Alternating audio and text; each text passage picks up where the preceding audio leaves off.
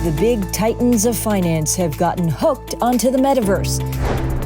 But why is everyone keen on this alternate reality? So the idea of escapism, the idea that you can fly in a digital reality or you can breathe underwater in a digital reality, that's really compelling to a human being. Creating a solid foundation to build this new virtual world, while keeping the people and younger generations safe. Coming up on Word on the Block, Lam Chee, head of legal and compliance at DBS Group, joins in to dive deep into those topics and a whole lot more.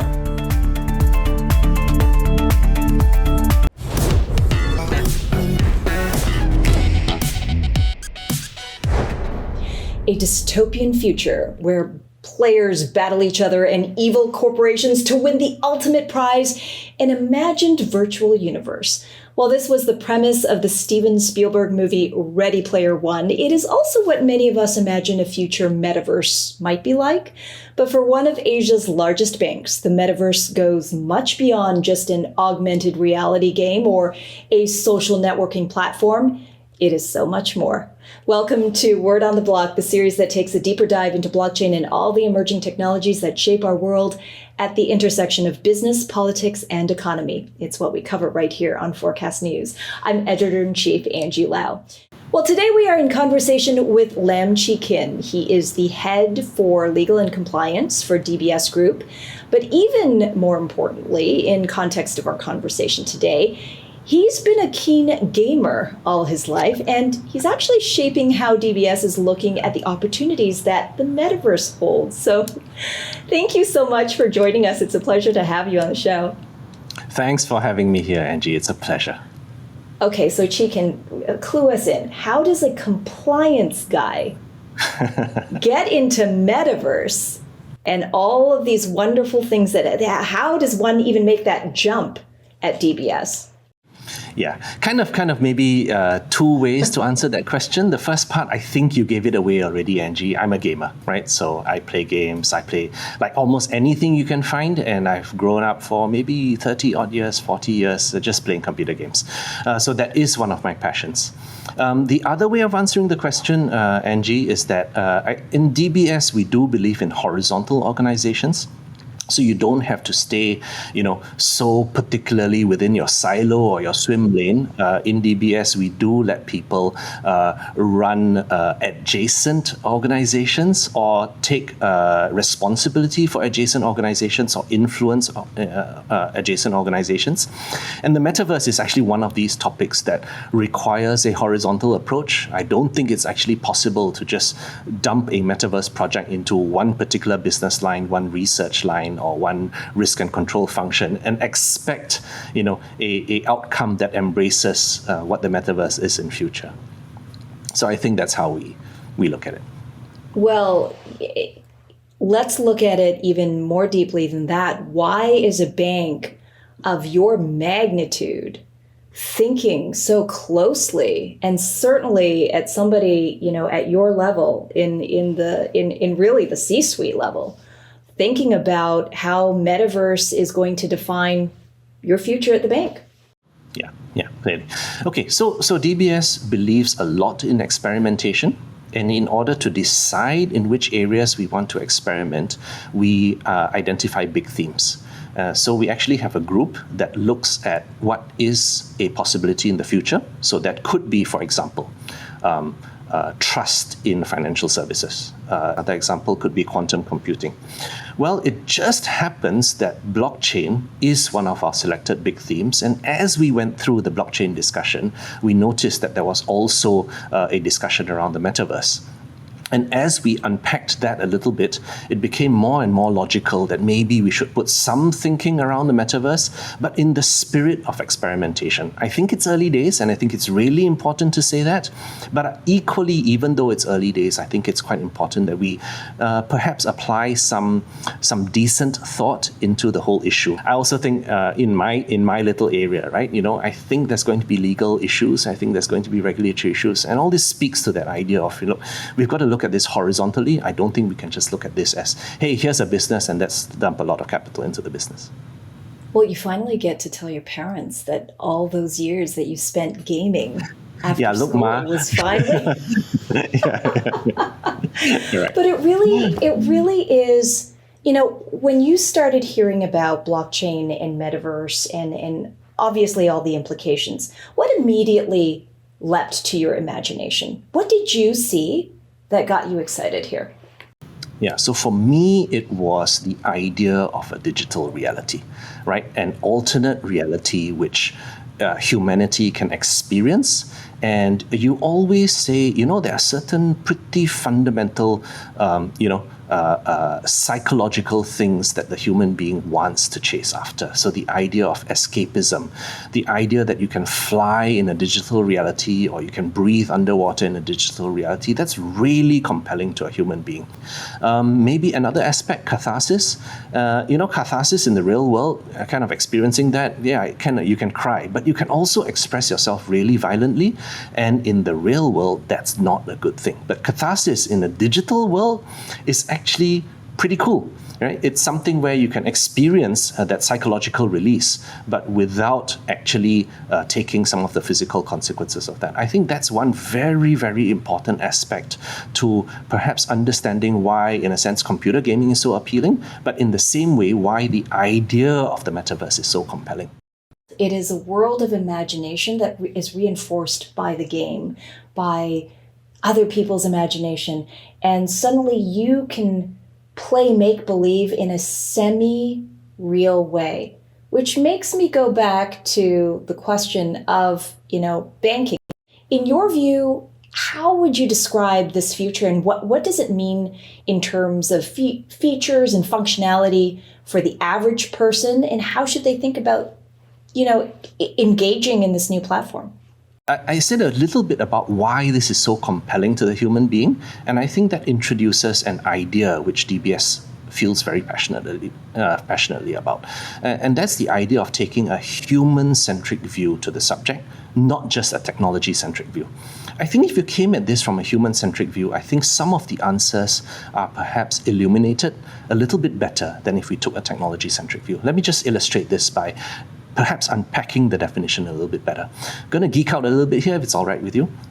On the one hand, you probably have some stakeholders that think that the metaverse is about social networking or workplace virtualization, that kind of stuff. We know who these people are, and I think it's a valid view, but it's one perspective. It's one perspective built on a social media business construct, which is logically progressing into using virtual reality or augmented reality to enhance the social media experience. Okay, so I get that.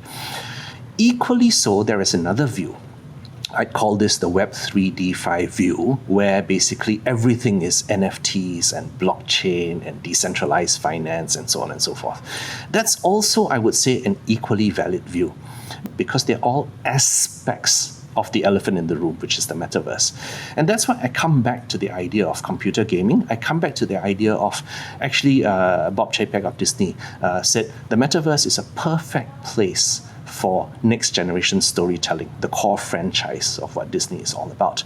And I like that, because that suggests, again, the human-centric view, the place where people want to experience new stories and all that. That is what is perhaps what we need to be focusing on.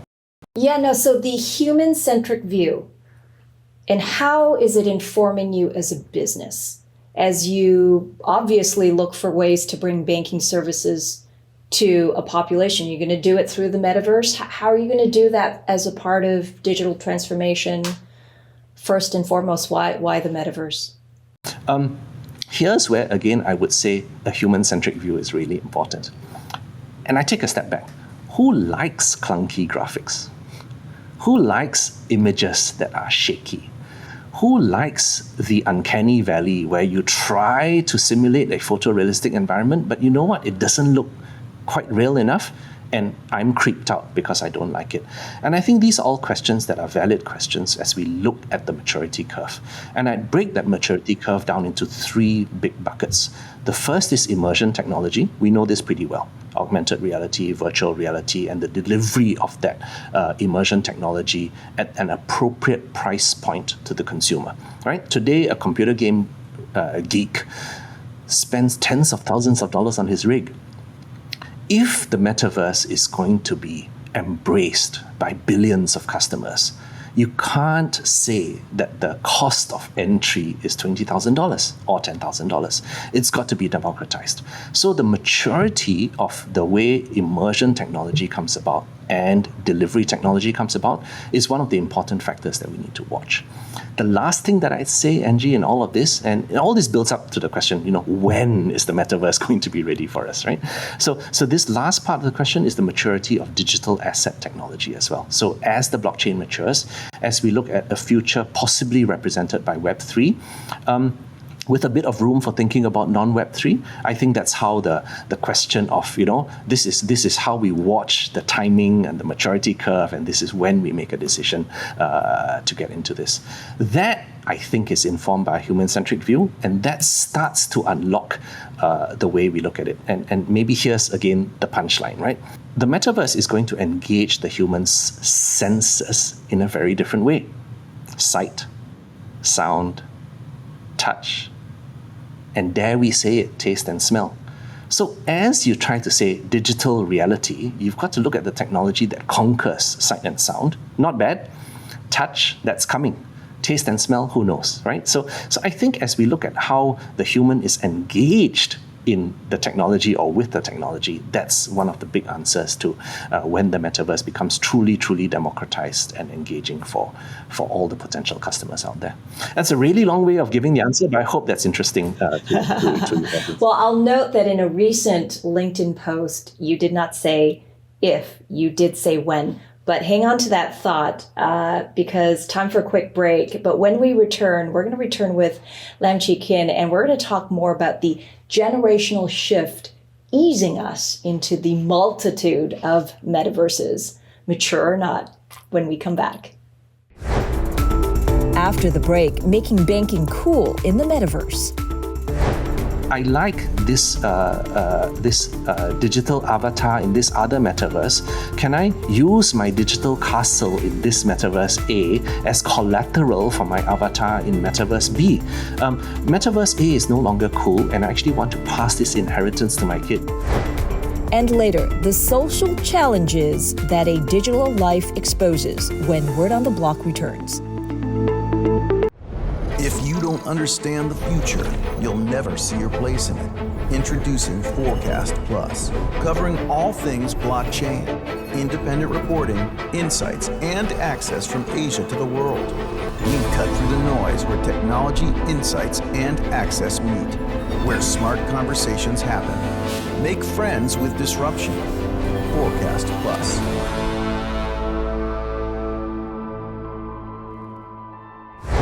We are back with Lam Chee. He is compliance and legal at DBS, but right now he's all about the metaverse and where this is taking the bank and all of us. Chee, we were talking about the human-centric part of this technology. And when we think about Web3 generation entering the metaverse and talking about technology and adoption, a lot of young people today are communicating on social media. They're playing together in virtual worlds like Decentraland and Fortnite, and even little kids are able to figure out their parents' phones or iPads quicker than the adults. I'm unfortunately a victim to this. My 5.5-year-old is much too smart for his own good. But how is this generation gearing up for this future that is about to unfold? Yeah. This creates the conversation around inevitability, doesn't it? Angie, my fancy word for this is demographic gravity. Fancy word, it's just a function of the fact that, a successive generation is going to be so much more familiar with the technology, so much more willing to get into alternative digital realities, and they're going to see all their peers doing it, right? So the fancy term is demographic gravity. The not so fancy way, the kids think it's cool. And if the kids think it's cool, then actually I think we have a few decisions to make, right? We have to say, you know what, I'm going to support my kids. I'm going to try to take this as far forward as I think it can to give them something that is responsibly developed and hopefully thoughtfully curated for them, right? Or I can say, no, cannot, and that's a bad idea for you. Or I think it is our responsibility, right, to hopefully bring about a appropriate future for the kids, given that they're very, very likely to want this. And that suggests a layer of inevitability that I think, again, I think we should be responsible for. Do you think about that right now in terms of how we're seeing crypto and blockchain emerge in cross-border transactions and peer-to-peer? There is a future that is being defined right now as well, where there is an opportunity for this next generation, and even us right now, to engage in the kind of financial transactions that have only usually been reserved for accredited investors to banks. When you look at what's happened in crypto, we are currently, arguably in the crypto winter. Who's the lender of last resort that can be trusted to come in and basically say, you know what, I'll take care of the system? And is there a need for something like that in the system? And even if you look at it, there are actually, very credible players that are coming in and bailing out many of the companies that got into an issue.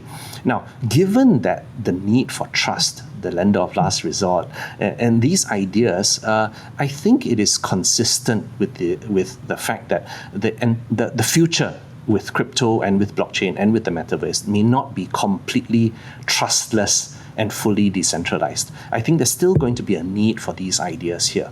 That trust also manifests at a different level. How can a customer trust that his assets will be protected?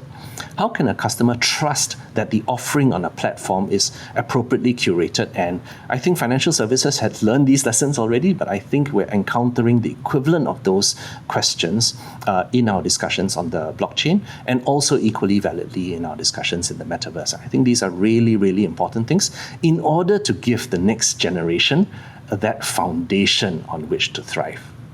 Then I got to ask you about GameFi. As a gamer, you understand the economy that exists within the world, but now that is transcending into the real world with play to earn. We've seen games like Axie Infinity, onboarding new users, driving metaverse growth, and all the rest. Is GameFi something that internally you think about at DBS? The first thing that I want from a game is that the game's got to be cool, right? It's got to be something I'm willing to put hours and hours and hours in, and I need to want to do that.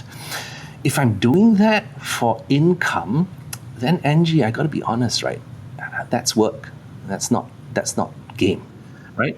And you're blending the two or conflating the two, and perhaps, this whole thing about the design of the user experience has to be revisited. For me, the content, the experience, the game, whether it's cool or not, that is my decision point. And I think that's the thing that unlocks, why is content cool? Why do we love Star Wars? Because the underlying content is engaging and cool. So how do you think about making banking cool in the metaverse? Okay, so Angie, I think this answer branches perhaps into two different places. I think we've seen the conversations as they have come on right now. And those conversations have been about, look, can we bring metaverse technology into banking?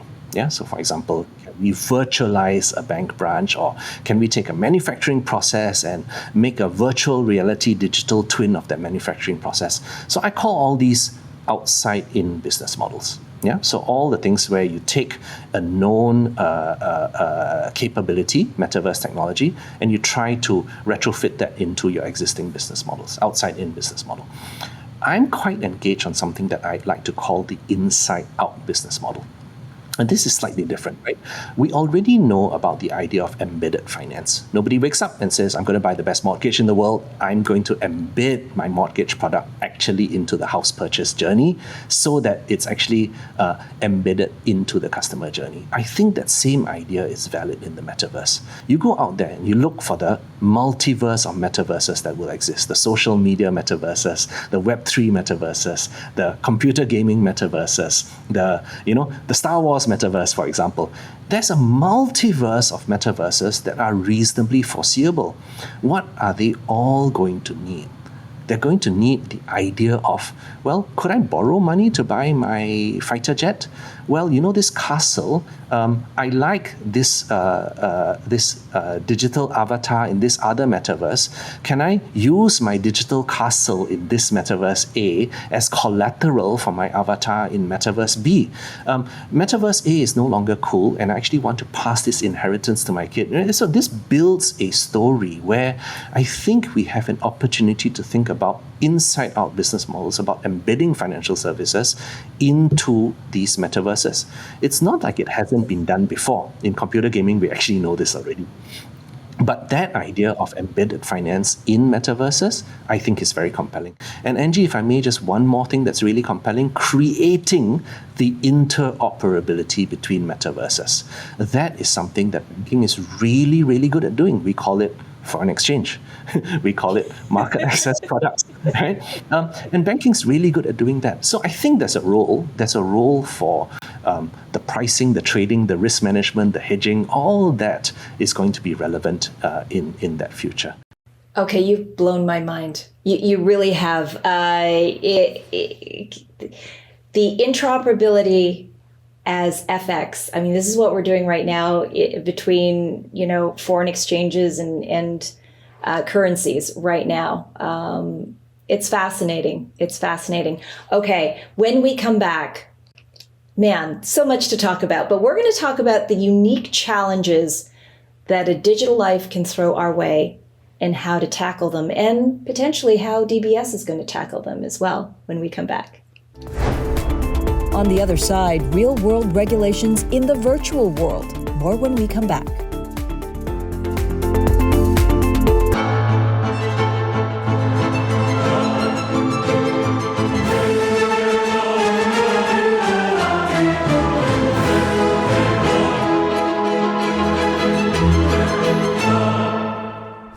All right, nothing but just illuminating right now with our conversation with Lam Chee, legal compliance head at DBS.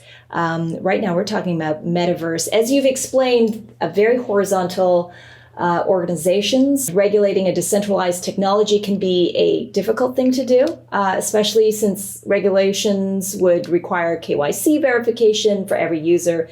So the question really is, can the metaverse be regulated? I mean, you're in Singapore, one of the most highly regulated jurisdictions, gold standard by many in Asia, and certainly, of that ilk. Is this an environment in which you can pursue metaverse within the confines of regulation? Yeah. I don't see why not, Angie. And perhaps the answer is a little bit more subtle than that. I think even with highly regulated banking, some things are very, very heavily regulated. You said KYC, that's very heavily regulated. But some things, the idea of responsibility and trust and culture and conduct, those are regulated by concept, but depend a lot on the responsibility of the individual financial institution. So even within highly, highly regulated industries, some things are very prescriptively handled and some things are not. And I think the metaverse is going to be a bit like that. Let's all not forget that the metaverse is going to be running on physical hardware. The data center is going to be somewhere. The experience has to be delivered into a piece of hardware somewhere, and so on and so forth. So there's still a physical aspect that existing real-world laws can latch onto. But you've actually raised a very, very good question, which is actually the way that the laws of the regulations that apply to the digital world will intersect with the regulations of the physical world. That's also blowing my mind. That I think is something that we have to get much, much better at. And let me just give you a very simple example of this. You've got an NFT, okay? And let's say in the real world, you get divorced. Is the NFT part of your matrimonial asset or not? Or if you don't pay your taxes, can the taxman take the NFT and sell it and then use the proceeds for taxes? Or let's say you end up in a litigation dispute and that person tries to garnish your assets. I think all these questions do bear thinking around, because you don't want to have to answer these questions when the incident actually happens to you. And that's what I mean. It is our responsibility to think through some of these consequences and to design for a future that anticipates some of these consequences. Well, I mean, the more time that we spend talking about the virtual world, Yeah, it goes deeper and deeper, doesn't it? It super goes deep. I mean, what does a DBS in Metaverse world look like to you that potentially we're going to interact with and coexist in? Yeah. So I think clearly, again, okay, so I'm going to hedge a little bit. I'm going to say, look, it's still early days, right? But I think it's a combination of what I just called the outside-in business model and the inside-out business model.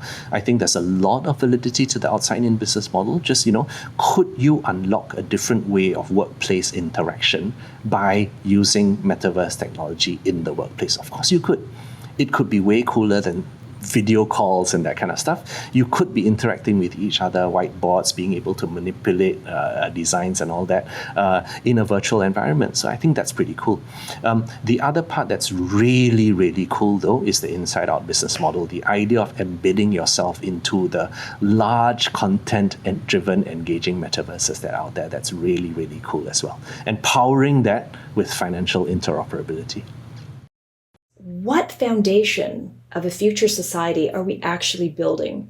Do you think about that as part of corporate governance and corporate responsibility, to actually take a responsible and active role in determining how you're going to function responsibility and be a corporate leader in Metaverse? Yeah, without a doubt, Angie. In fact, in legal speak, that's what we call a leading question. But I absolutely agree with that. Which is why I probably am not a good lawyer, but a good journalist. Yeah. Okay, so let me perhaps tee this up, right? We already know that there are certain downsides to a completely wholly digital experience, right? In Japan, you have a term called hikikomori, the total social withdrawal of an individual from the people around him, from society, and the person choosing only to live in the digital world. What happens to productivity? What happens to population if that happens? Yeah? There's another phenomenon in computer games that we call griefing. Griefing is basically people don't play the game to have fun. They play the game to make other people's experiences as horrible as possible. And that phenomenon is well understood. So I think it is actually our responsibility as we develop the metaverse further and as we come across potential social issues for us to also think through this. This is the idea of sustainability, and it also comes from taking a human-centric view rather than a technology-centric view on things. That idea that, yes, you got to think about the future. You don't just think about the business models, but you also think about the potential social downsides of those models, and then build around it or design around it, all to reinforce the trust in your offering. It's all about trust. But more importantly, it is also about the responsibility that we have with each other in this big, wide universe of ours where anything is possible and none more than what blockchain is really unfolding for us in Web3. Lam Chee, it was such a pleasure to geek out with you and learn a little bit more about what DBS is doing in Metaverse and kind of going philosophical. Really, truly appreciate it. And you're welcome back on the show anytime. No problem, Angie. It was my privilege. Thank you so much. I had fun too. All right, we're going to have fun the next time on Metaverse. We'll figure it out. It could be in the DBS Lounge or the Forkast Lounge. We will figure it out sometime in the near future.